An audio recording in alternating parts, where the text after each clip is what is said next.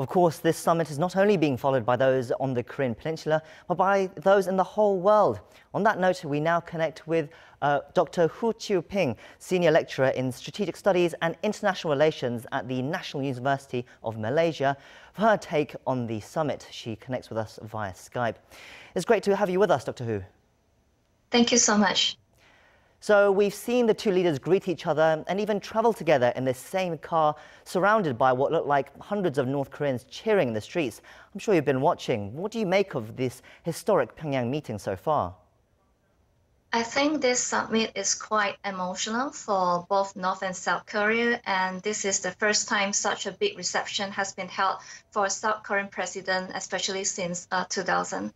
And Moon Jae-in has his ancestry traced back to the North of Korea, so I think this arrangement is very meaningful for him.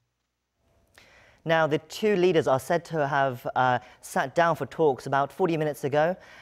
Any agreement or declaration made between the two Korean leaders will undoubtedly be heavily scrutinized down to the last detail. What do you hope to see? How specific should the agreements be to win the international community's support and trust? Given how President Moon Jae-in is bringing along the South Korean business conglomerates with him, so I think the meeting this time will focus on how to go forward with the economic cooperation between North and South Korea. So that would be the key issue between the third summit between Moon Jae-in and also Kim Jong-un. But other consideration would be about how to proceed with denuclearization, and that President Moon is going to play a very important role to convince Chairman Kim Jong-un and also President Trump to meet again this year. Yes, you mentioned just there, South Korean President Moon Jae-in has said he will aim to mediate and accelerate dialogue between Washington and Pyongyang. What would you say are the most crucial issues to tackle during the summit in order for the denuclearizations to advance to the next step?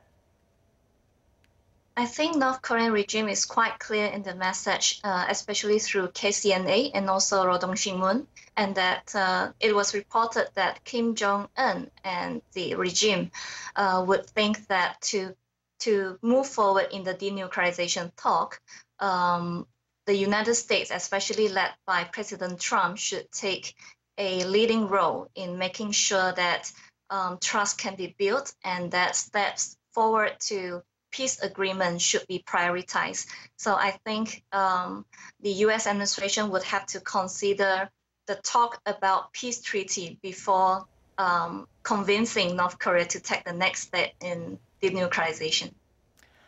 Some say that President Moon aims to bring up a mediation plan for the North Korean leader, with North Korea pledging to submit a list of nuclear weapons in return for a formal end of the war declaration by the U.S. Could the South Korean leader persuade Kim Jong-un to do so?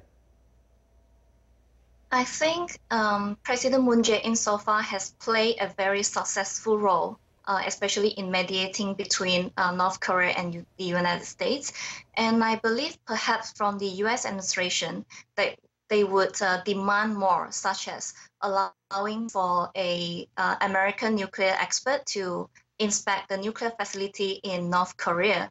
So I think submitting the list of nuclear inventory that they have to the US or to international organizations like IAEA will be the first step to that. Well, thank you for connecting with us, Dr. Hoo Chiew Ping. That's the Senior Lecturer in Strategic Studies and International Relations at the National University of Malaysia. Thank you for your insights. Thank you.